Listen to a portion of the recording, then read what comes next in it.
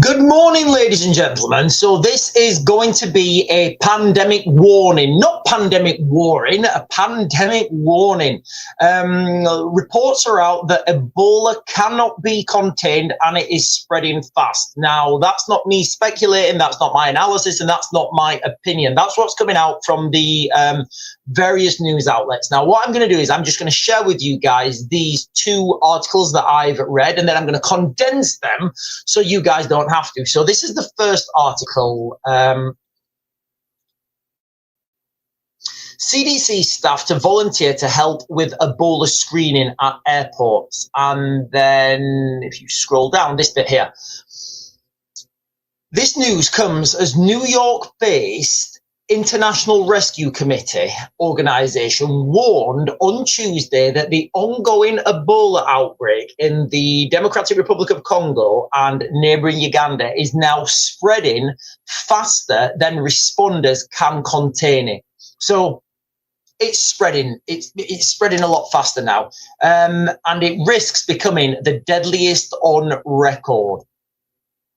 And then if you guys cast your minds back to about a week ago, former CDC director says, I suspect this is going to be a very significant pandemic. So that's what we're going to be talking about this morning, guys. I will then jump onto how small things, how you guys can get ready, what you guys can do to prepare yourselves. But before I do that, ladies and gentlemen, can you do me a real big favor? Can you guys hit those buttons, like, comment, subscribe, bell notification, all those things that help this channel? Because ultimately, it's only your fine fingers that help this channel grow. Without your fine fingers, the channel will fade into oblivion. Hang on, let me just...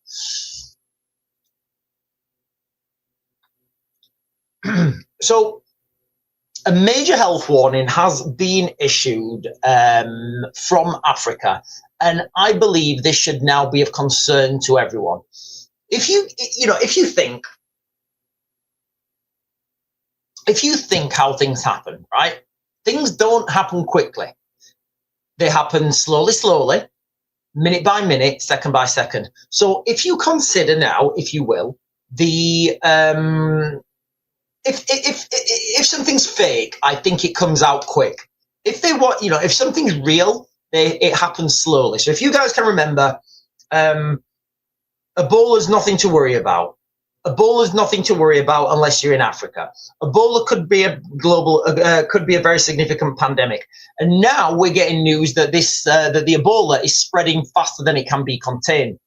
New York-based International Rescue Committee has warned that the Ebola outbreak in DRC and Uganda is spreading faster than responders can contain it.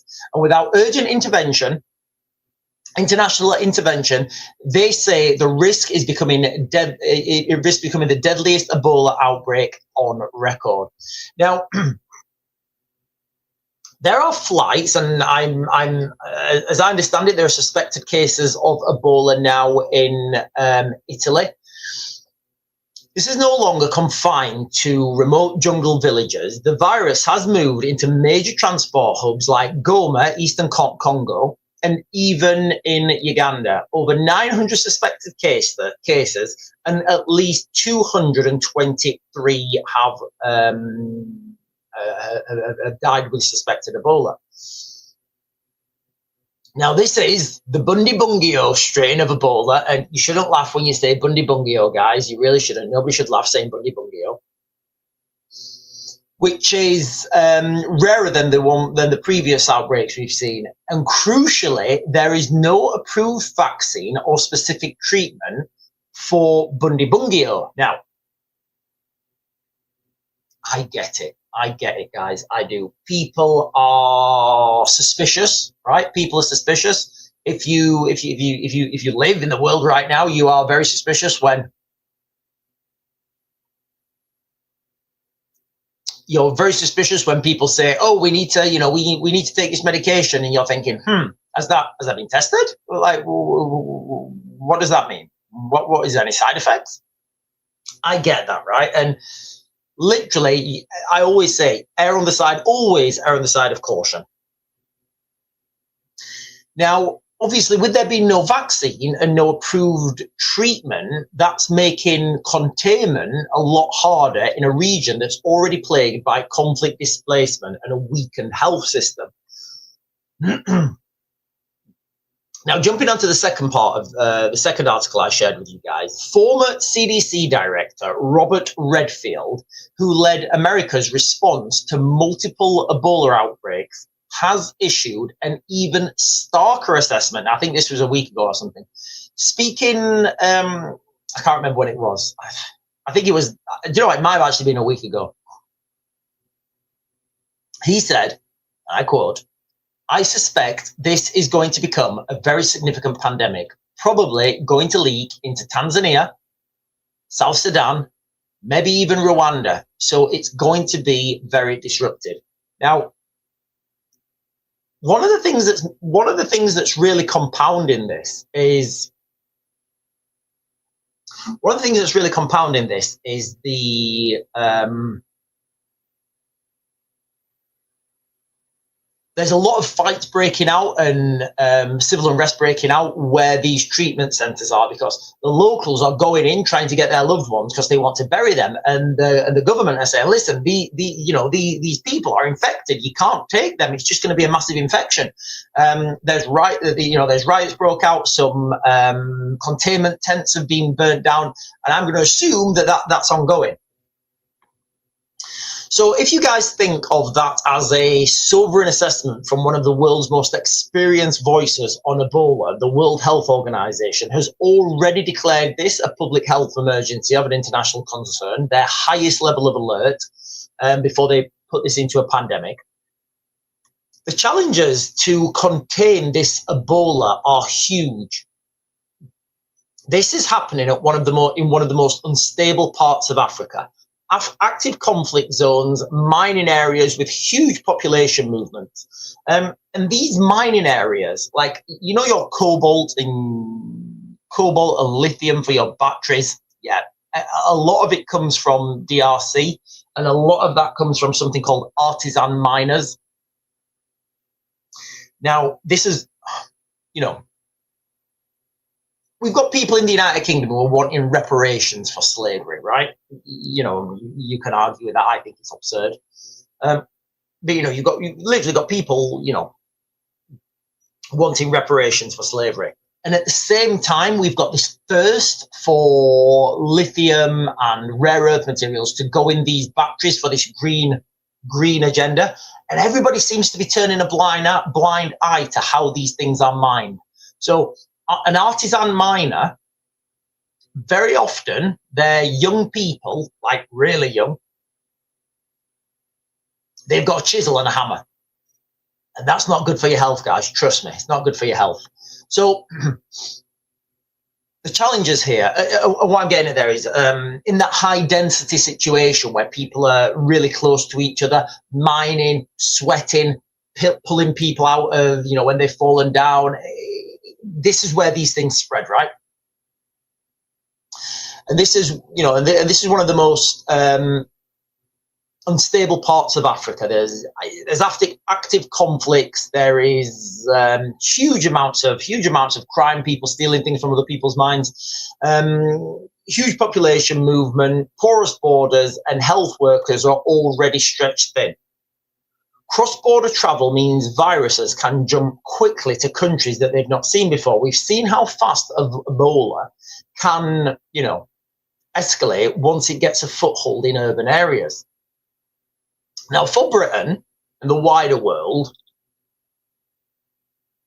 I don't think we're out of the. So, Ebola comes from essentially fruit bats. Now, I don't think we're out of the. I don't think we're out of the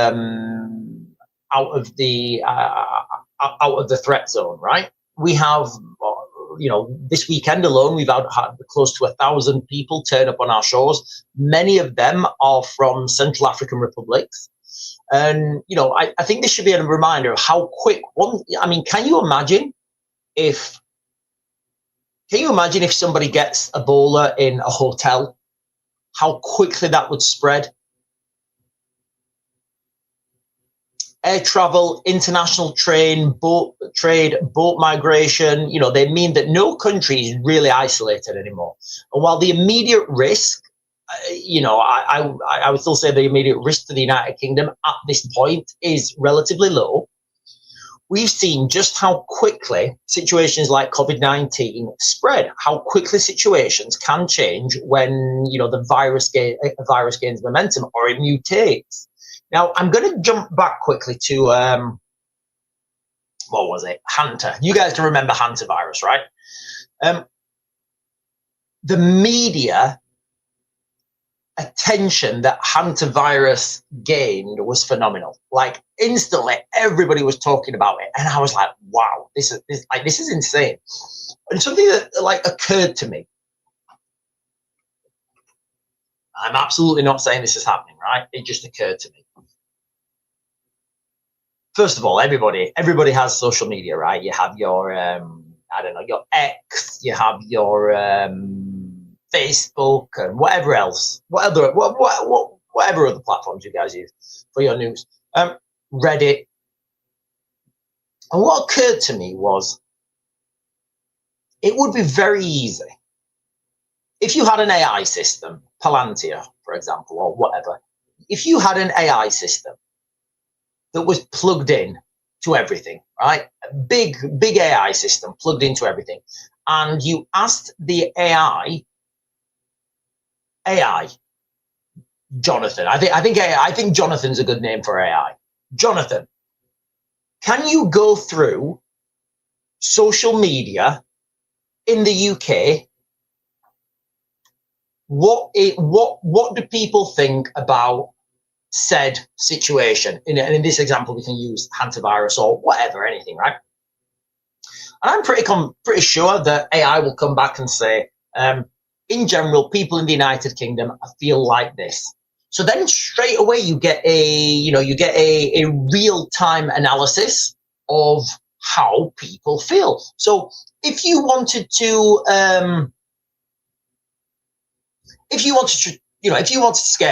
say, I don't know, aliens are coming, right?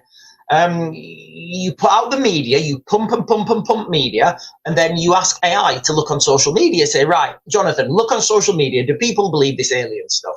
And then, Jonathan will come back and he's saying, yeah, most people on social media think it's fake, and they're pointing out to these things, and they're pointing out to that, and they're pointing out that this is a scam. All right, okay, well, we can't push that one now.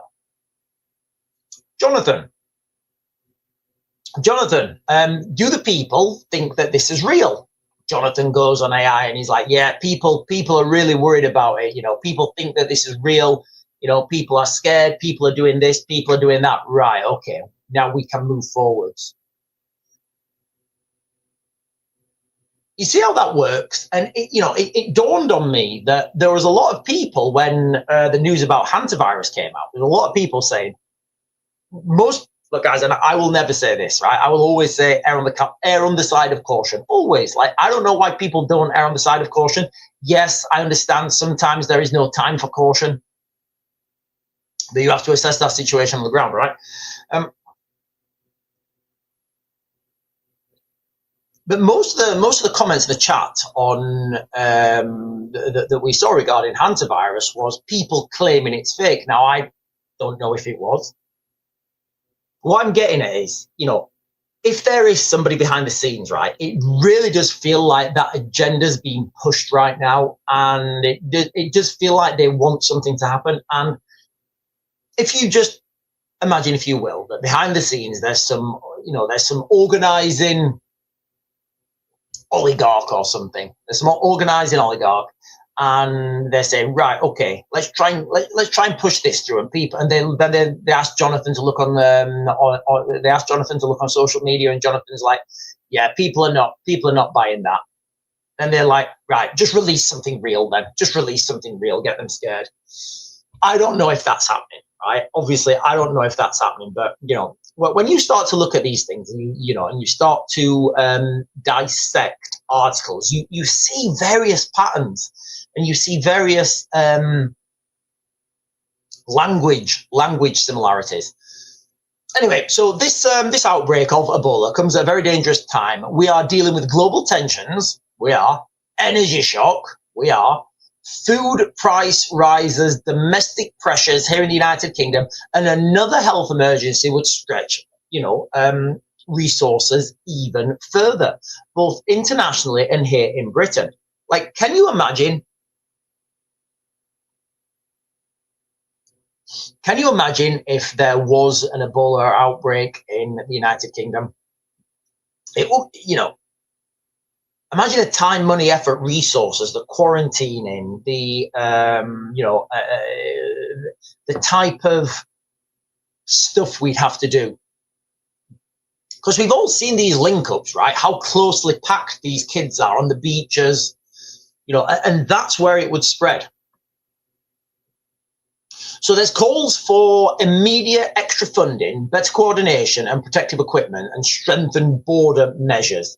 Those calls need to be, those calls, I guess, need to be heeded quickly, but I don't think they will, unfortunately. So what we're talking about now is this Ebola outbreak. And I think it's, I think people should err on the side of caution, always.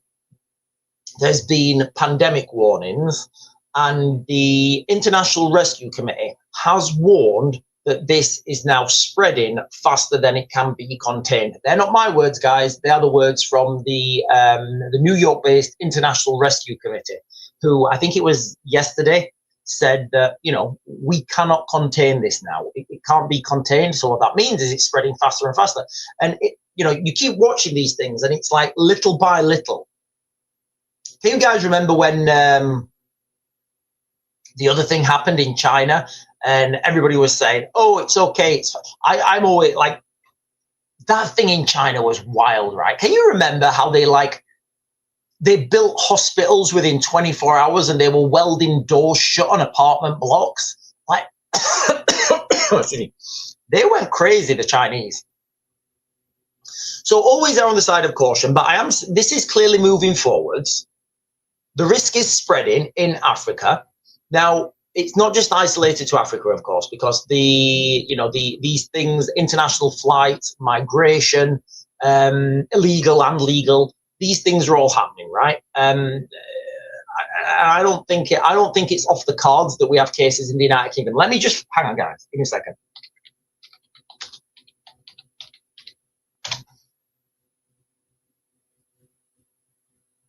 Yeah. Hang on.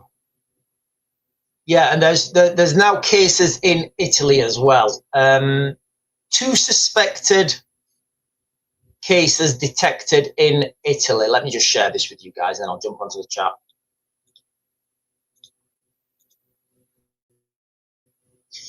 Ebola fears spread as suspected cases detected in Italy. UK gives 20 million. Right, I'm going to jump onto the chat, ladies and gentlemen. Good morning. Good morning, everyone. Listen, ladies and gentlemen, if you're on right now, can you do me a real big favor? You guys know what I'm going to ask. Can you hit that like button, please? Really helps me out when you guys hit that like button. And if you've not done so already, can you please hit that subscribe button as well?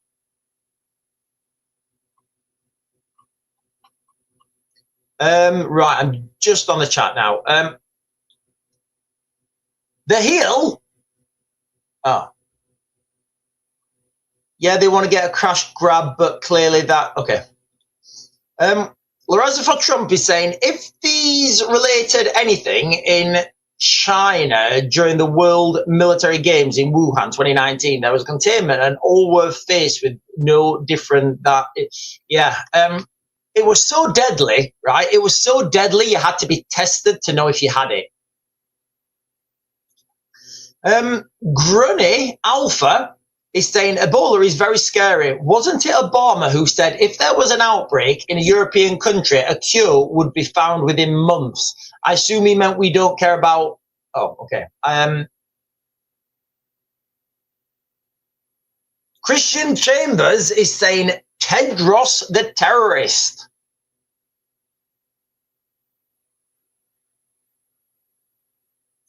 Joshua is saying things are happening because of how tolerant we are towards it.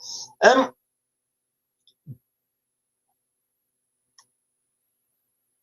so I can remember when when in 2019, 2020, when COVID broke out, and everybody was just saying, literally, close the borders, just close the borders, close the borders. And there was all these scenes from,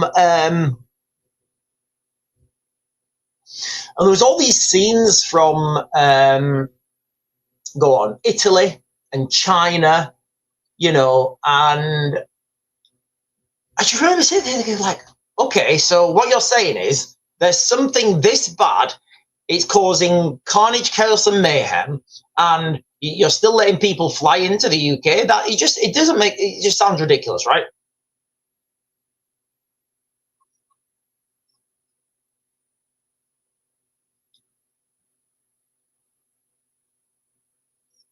John is saying, Raven, our electricity is going up 13% at the end of next month on average, and an extra £220 a year. I think you Labour, pounds a year. Thank you, Labour Party. Yeah, I spoke about this earlier. It's not just. So it's not just the energy cost. Well, it is. You are just talking about the energy cost, but like if you look at the United Kingdom holistically, it's not just like the price when you plug in your your hairdryer or whatever, which is going up 13%, and 13% is massive, guys. It really is. That is a ridiculous increase. So that's 13% on energy, like when you plug your hairdryer in. 13% on fuel, as in when you, sorry, I don't even know what it is on fuel, but fuel prices are shot up as well. And everything comes from energy, right? Literally everything comes from energy. So the price of a sandwich will go up because that baker has to turn his oven on. So because that baker has to turn his oven on and the price of that oven is higher, guess what? He has to put his prices up now. The price of his flour has now gone up again because that flour is processed by a farmer, and that farmer uses diesel. And guess what? The price of that diesel's gone up, so the farmer's cost's gone up, so his wholesale cost to the baker's gone up, so the price of flour's gone up, so the baker has to put his prices up again. Then the price for the baker to then go and deliver those bread cakes to the sandwich shop, right? He's driving a diesel, little diesel. What is it called? He's I don't know, little Citroen diesel van, So his price has gone up. So he's had a triple. So the baker's had a triple price increase, right? He then gets to the shop, and then the sandwich shop, right? The sandwich shop, their prices have gone up, so their overheads have gone up, so their electric price has gone up, their the price for them to get their other materials. So a price of, like, when you go and get a sandwich now, that's why all these prices are going up ridiculously. And what you also get is price gouging. So you get people blaming. I mean, the oil companies were fantastic at this on when Putin invaded Ukraine, right? So you get price gouging, so people will just put the prices up like exponentially and say, oh yeah, it's the war in Russia, oh it's the war in the Middle, oh Strait of Hormuz is closed, we can't do anything, because they want to make profit.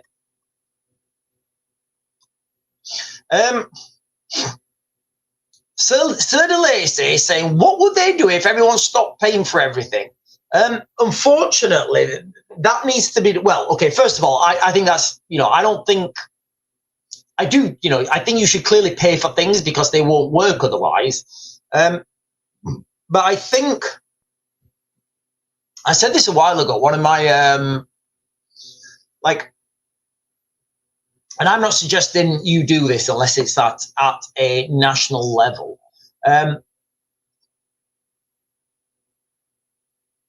What I would suggest you do, what I would suggest, like at a national level, the argument would be to stop paying your council tax and stop paying and refuse to pay your council tax.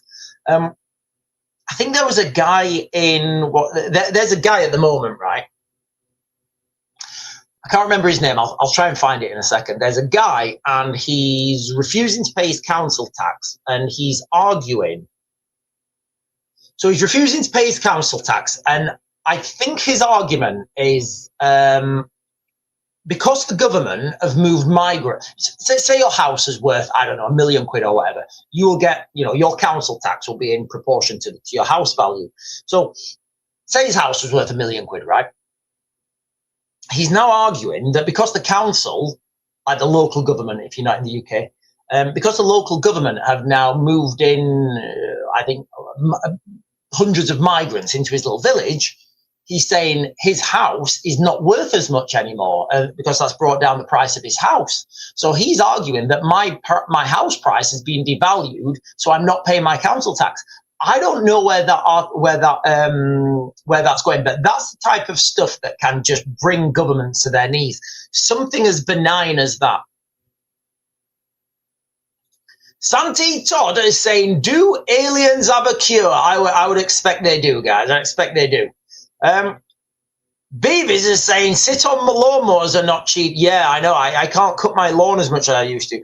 Ebola in Europe and the United States and the US just in time for school to end and let it out. Got to get it to kiddos, the hyper spreaders, before the school out for summer.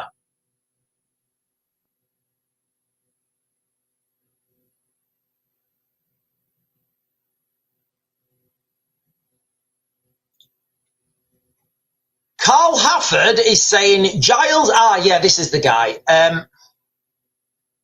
Yeah, this is the guy. I'll try and find that in a second. Right, listen, ladies and gentlemen, I've just had, did you get Discord sorted out? Drop the link in the chat if you can. Right, it wouldn't open up. For some reason, it wouldn't open. I'll get onto that as soon as I can. So for those of you guys who are jumping on for the first time, missed last night's live stream, you guys, let me see what's happened. It tried to, I had to update or something. Hang on. Wrong password. Oh, yeah, we're in. Hang on. We're in. Hang on. We're in. Oh, God, I forgot to. Oh, God, I don't know my password. I don't know my password. Hang on.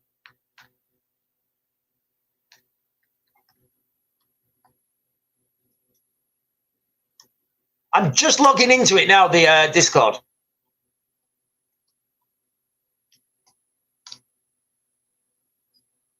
Oh, password. Forgot password. Oh, hang on a minute. I'll sign. Oh, hang on. I've got a QR code. Right, I have got it. I'll get back to you. I've got it here. I'll try it. Yes. So Discord. I have got a Discord. I'm trying to log into it now. Right. It's giving me a QR code. Give me a second.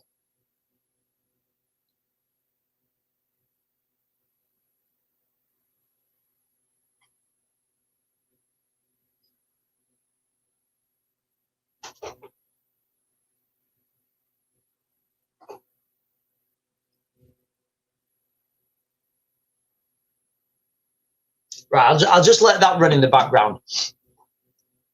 Right, I've just seen this jump up, guys. I'm going to share this with you now. I've not seen this. This has just jumped up on my news feed. 100 firefighters.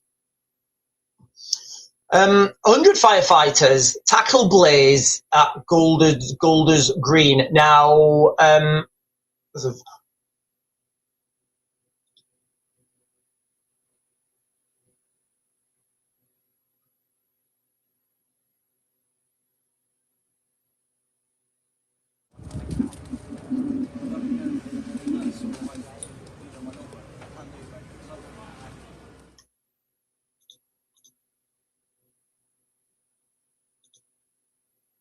100 fire. Wow, that's pretty big blaze. Around 100 firefighters are tackling a blaze at a supermarket with flats above in northwest London. London Fire Brigade received the first. of the 56 calls shortly after 06:45 BST. So is that today? Yeah, updated 5 minutes ago. So this is happening this morning. London Fire, three-story to a three-story building on Golders Green Road in Golders Green, which it says is producing a significant amount of smoke. Footage on social media appeared to show smoke billowing from behind a Jewish supermarket, Kosher Kingdom, which two locals told the BBC is where the fire started. The cause is unknown. London Fire Brigade have advised people in the area to keep their windows and doors shut, as 15 fire engines from Winsildon, Finchley and West Hampshire tackle the blaze. There are no reported injuries, police say. So, on the face of it, this looks like another attack on. So this is literally 5 minutes ago, guys. Updated 5 minutes ago. So from 5 minutes ago, there is a fire this morning. Around 100 firefighters to tackle a blaze at Golders Green. Now, Golders Green's one of those places that just seems to be having like incident after incident after incident. Now we know there's a huge Jewish community there, you know, and they're, you know, subject to a lot of these attacks. Obviously, I'm not saying that that's it. Absolutely, I'm not saying that's it. We don't know. All we know at the moment is that there is a fire. But do you know what, ladies and gentlemen? There ain't no smoke without fire. And if the cap fits, wear it. Although correlation is not causation. Police at the scene said police at the scene said they have been assisting the brigade with evacuations. A storage area to the rear of the shop is also affected. And a police spokesperson said it's too early to have determined the cause of the fire. So that's literally just come out in the last couple of minutes. Old School Pete is saying they are to pretend to be terrorized out the West in order to fill the great land grab in the Middle East and Palestine. All right. So I think what Pete's talking about there is the ongoing Israeli assault in the Middle East.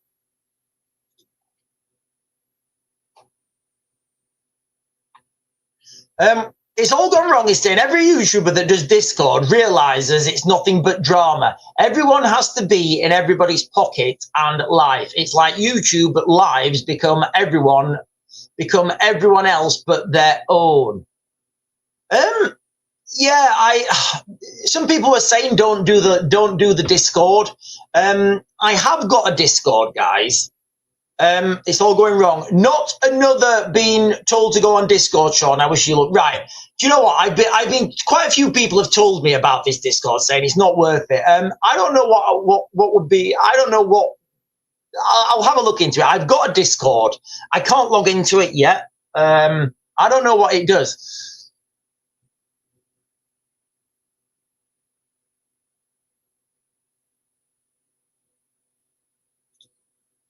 Stel559 is saying, I totally agree. Stop paying everything they stole from us. Why not from the thieves? I mean, I think you have to have like, some sort of, you have to have at least some sort of like legalities, right?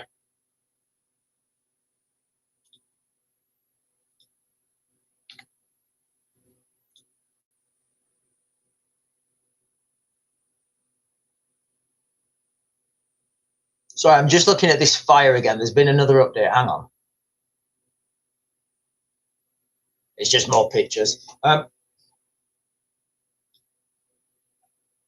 Right, listen, ladies and gentlemen, I am going to go to the toilet because I'm bursting. I'm on my like fourth coffee. When I come back, I'll be giving you guys a rundown on this pandemic. I'll be talking you guys through what's happening there. I will also be turning you guys off who are watching on X. I will, guys. I'll be turning you guys off on X. And there's a new virus as well. Sorry, guys, I totally forgot this one. Hang on. There is a new virus that may be... I totally forgot this. Right. The chikungunya virus is heading for Europe. I've totally forgot this one. Right. I totally missed this out, didn't I? Let me share this quick. Chikungunya virus is heading for Europe. Scientists warn mosquito-based tropical disease could spread through major cities thanks to climate change. So as soon as I get back, guys, I'll be talking to you guys about the chikungunya virus. I will, guys, because it looks like viruses and all sorts of stuff sitting there. Give me a second while I go to the toilet.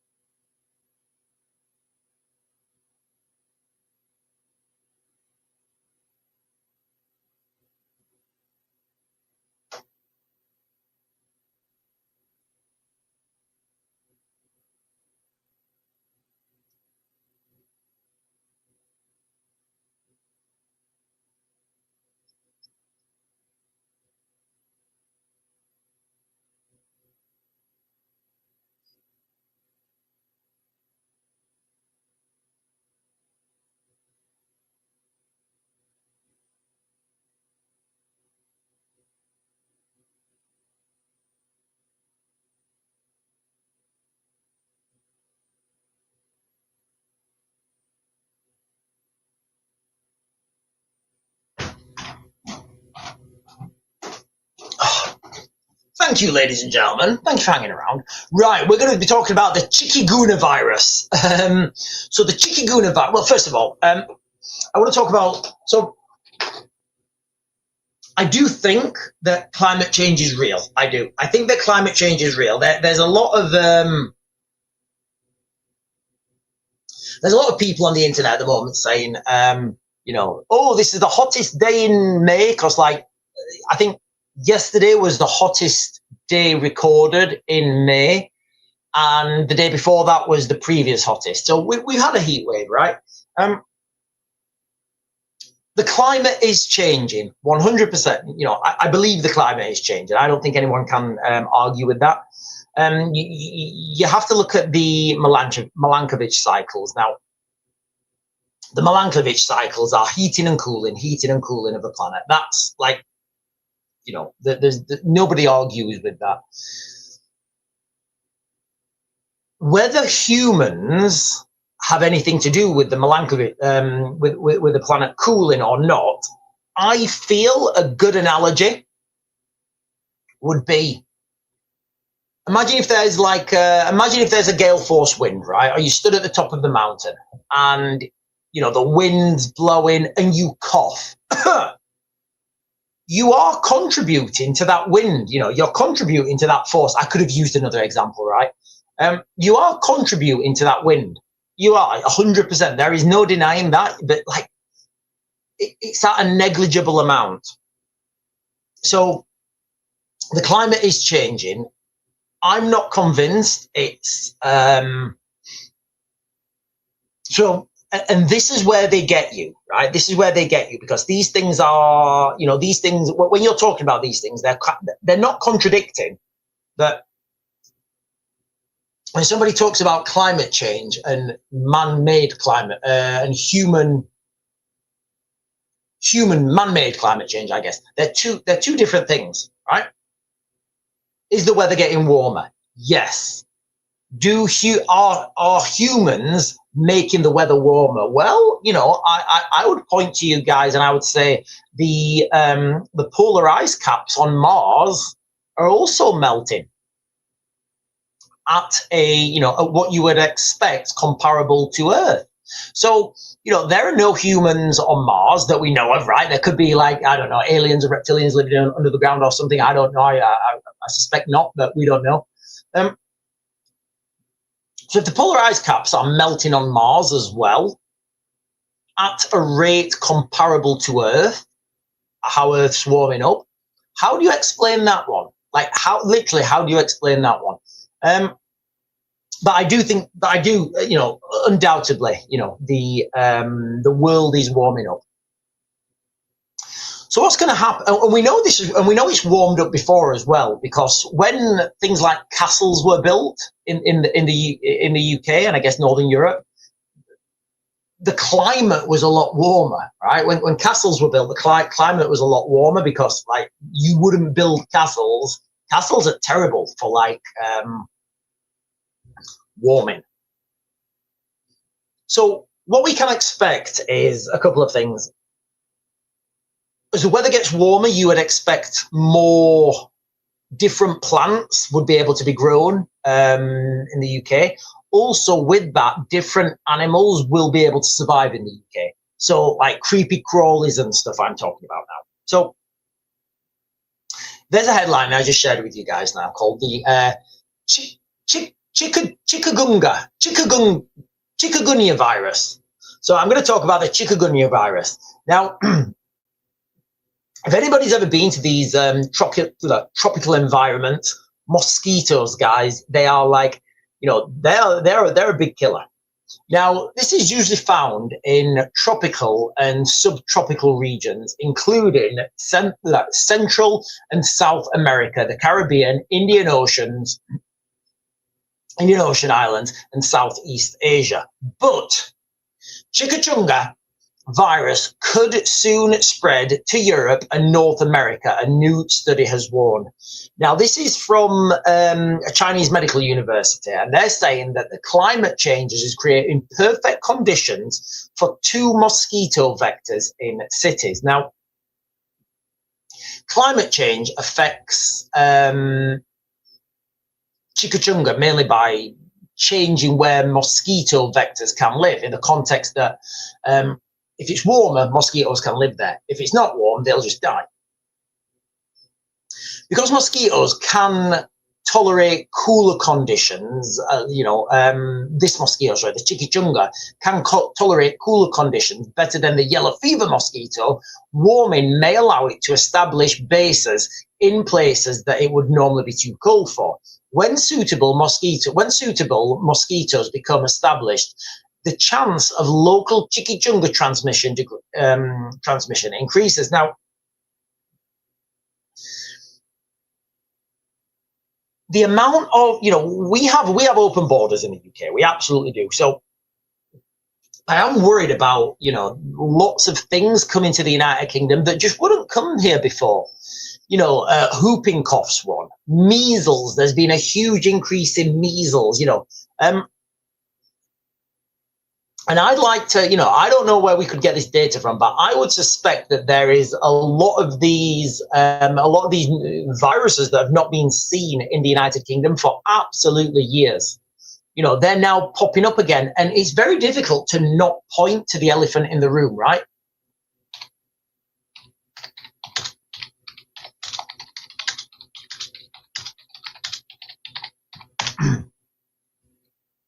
Nympha, was it the Nympha? No, it's not the Nympha. Polio, so we've got polio, measles and rubella, rabies, and exotic viruses like Zika and Ebola have never really established in the United Kingdom, but the other ones have. Right, so that's the other virus that could be coming with mosquitoes. And obviously with mosquitoes, you get there's going to be other things as well.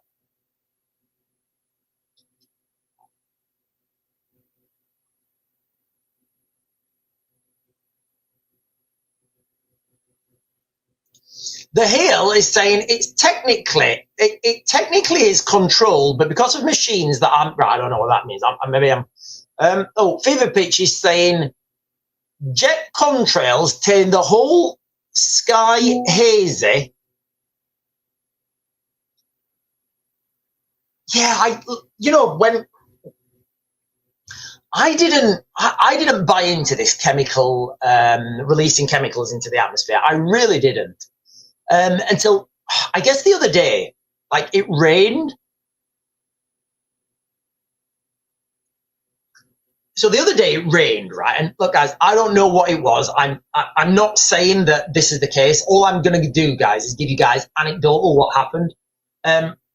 It rained the other day, and I looked at the cars, and there was like just this dust all over. It was crazy. It was like dust all over the car. And I put a magnet to it because I've seen it on the internet, people putting, and it was moving. So like whatever it was, and I don't know whether that's just local to me, but there was something magnetic. There was something magnetic in those dust particles. I don't know what that was. Lorenzo for Trump is saying, I don't know about you guys, but once Trump was elected, folk around here noticed a dramatic drop in the use of SAI chemtrails. Right, I've never really noticed this, but lately it's actually become a thing, right? And people are saying, yeah, that's definitely what we do. That's what we do as a job. Christine Chambers is saying chemtrails are real engineering. It's cloud seeding. Yeah, they did that in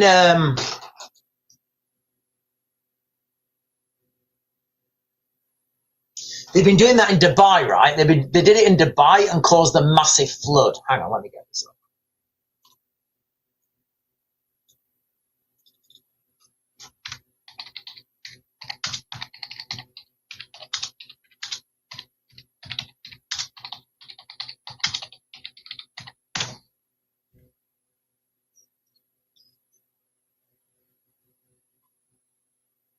Oh, saying no, it didn't. Right.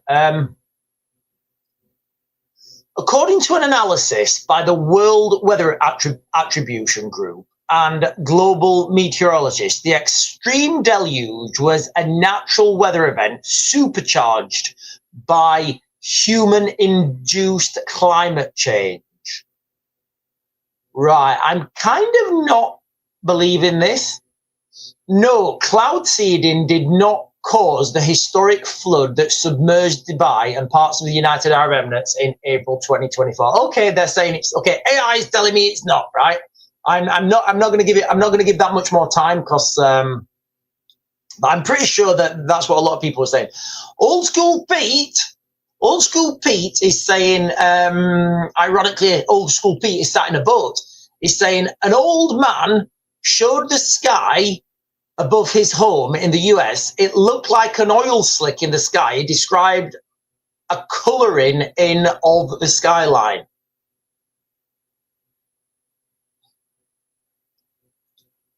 Helen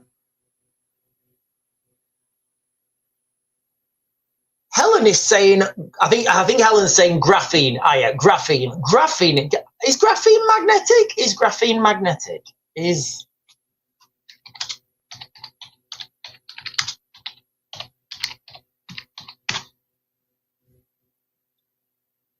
No, graphene is not magnetic. I didn't think it was.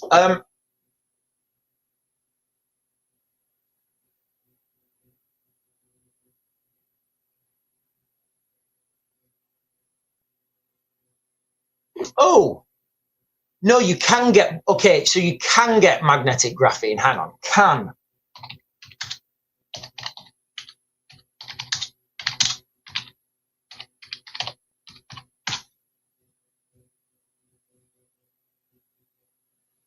Right.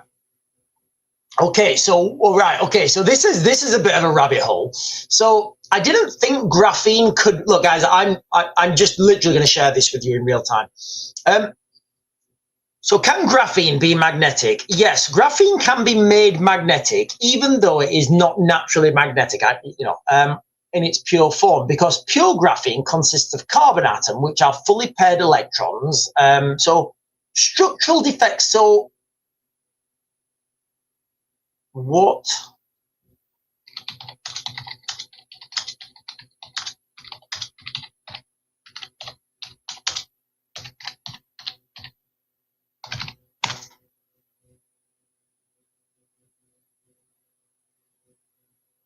So magnetic graphene is primarily used in advanced electronics, next generation data storage, Jesus Christ, and targeted medicine. Holy shit!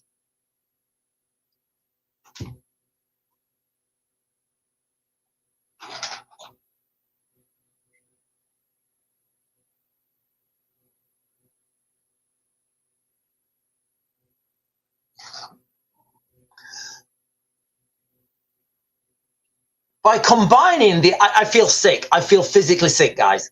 By combining the extreme electrical conductivity of graphene with controlled magnetism, scientists can manipulate electron spin rather than just electron charge. No idea what that means.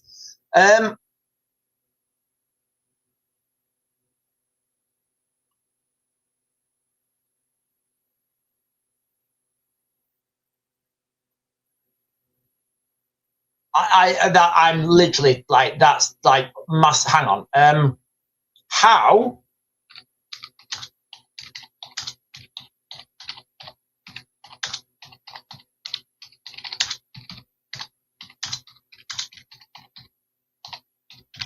does magnetic graphene work in medicine? Magnetic graphene works in medicine by acting as a responsive nanoscale vehicle that can be steered, heated, and tracked inside the human body using external magnetic fields, because human tissue is non-magnetic. Doctors, I feel sick.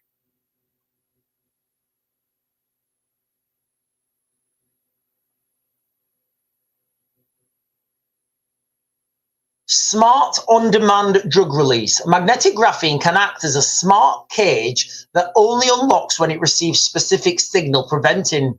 Right, I'm going to have to look into this more, guys. I'm going to have to look into this more. So, sorry, we went on a massive side quest there. I was talking. You guys were talking about chemtrails, right? I said, yeah, the other day we had like some stuff, and like we looked at the cars, and it was just like full of this like really thick dust, and I've never seen it before. Again, it could be something in the atmosphere. And I've seen on the internet people putting on it, like, how often do you take a magnet when your car's being rained on? How often have you put a magnet near it? Anyway, yeah, I think they're in here. I had a roll of neodymium magnets. Now, to be fair, neodymium magnets are ridiculously strong. Oh, it must be in the house.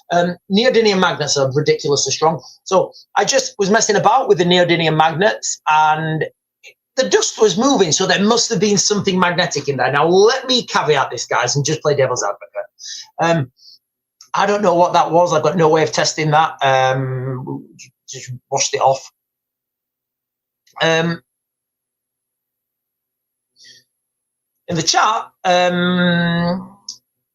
who was it in the chat? Helen in the chat said that graphene is magnetic. So I looked into it and I said, right, okay, and you can use magnetic graphene in medicine, right? So I'll just leave that there.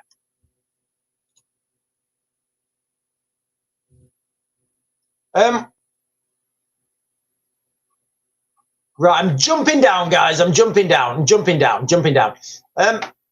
Sean, never just read AI, look for the primary source. Yes, I know, but quickly, yes, I absolutely know, you're right.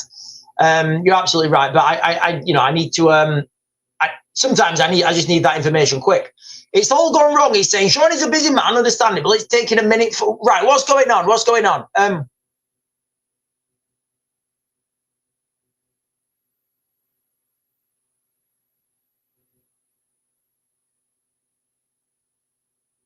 Right, there's loads of comments in the chat here about this graphene thing.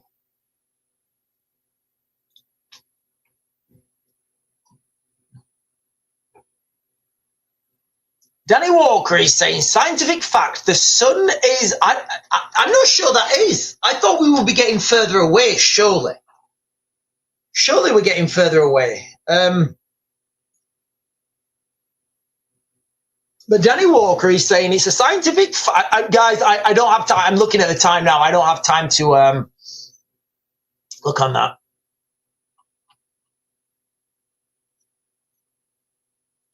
Malcolm is saying, and it also turns into machines with okay. Four Paws is saying, yes, the RAF caused a flooding in Lynmouth in Devon, 1952. Yeah, so there was a huge flood in Devon, 1952. Years later, after a Freedom of Information Act came out, it turns out the RAF and an American, I think it was an American company, were trialing some sort of, make it rain thing. I think it's silver nitrate. You put in the silver nitrate, you put in the sky, and that makes it rain. And they absolutely did it, and it was an absolute. There were fatalities, but the technology absolutely worked. Right, listen, ladies and gentlemen, let me give you guys a quick rundown on what we've been talking about today. There are various pandemic warnings out right now about what's happening in Africa. Now, let me just share these two articles with you guys really quickly. So this is from today. Yesterday, actually. CDC staff asked to volunteer to help with Ebola outbreaks. And if you scroll down here, there's a New York-based international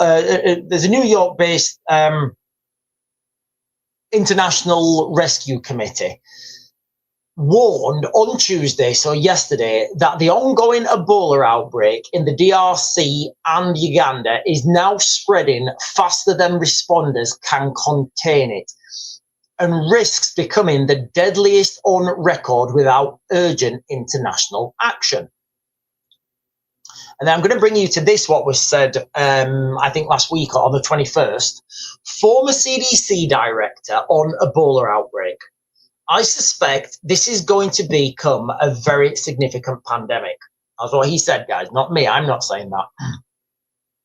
So there has been these health warnings, and they've been flashing for quite a while about this Ebola.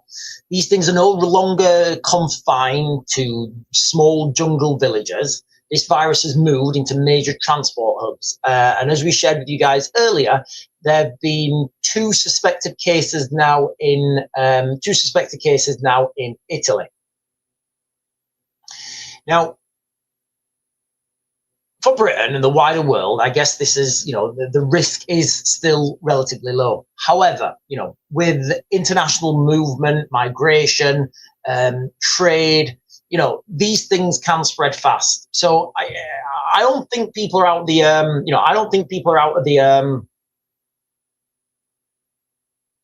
what's the word? Out of the danger zone because of the amount of, human travel. I'm just gonna put it that way. Human travel that's moving between the West, it's moving cross borders. And this particular strain of Ebola, I think it has like a 6-week incubation period or something. So it's like 6 weeks before people start to get sick with it. And this is one of the problems why it was the Bundibugyo strain. This is one of the problems why, and guys, I'm not making this up, and I'm not being negative. I'm giving you guys what's come out in the media. The reason why it wasn't detected for so long is the lady who had the patient zero, basically. The reason she didn't go to the hospital was because she didn't think she was sick. She thought somebody had put a magic curse on her. I promise you guys, I'm not making that up. She thought somebody had put a magic curse on her. So rather than going to see a doctor, she was trying to, I don't know, find another curse not to do that or something. So for a long time, she was sick and she was getting worse and worse and worse. And she was saying, no, I don't have anything wrong. Somebody just cursed me. She thought it was a magic spell. Turns out it wasn't a magic spell. It was Bundy Bungio. Maybe Bundy Bungio was a magic spell. I don't know. But that's the reason why she didn't. It took so long to identify her, and then obviously they had to track all the other people she's come into contact with, and it spread quite fast. And quote again, it's now spreading faster than it's now spreading faster than people can responders can contain it. Right, listen, ladies and gentlemen, I am going to close you guys down. I am going to absolutely close you guys down. I will be back on very soon, and I'm going to give you guys an update on what's been happening in the United Kingdom, because I've not touched it at all this morning, guys. I've not touched it at all this morning. I'll be back on, and I'll be talking about how the carnage, chaos, and mayhem that has happened in the United Kingdom last night. Because yes, ladies and gentlemen, the link-ups happened. There are videos out, and I am starting to lose track. I'm starting to lose track of, it's very difficult to understand, because you're seeing these groups of people and these fights break out, brandishing the bamboo removers. That's what we're calling we've got a new code word, ladies and gentlemen. If it's a sharp, pointy thing, we're calling them bamboo removers now, just so the videos don't get banned. But anyway, I am going to be back on very shortly, guys. I'm going to give you that video. I'm also going to be giving you guys another video on UFOs and UAPs, because mainstream media are claiming that the CIA in America, through 23andMe, these DNA testing things, they're claiming that the CIA was searching for alien bloodlines. That's what mainstream media is saying, guys, not me. But anyway, ladies and gentlemen, I will catch you guys later.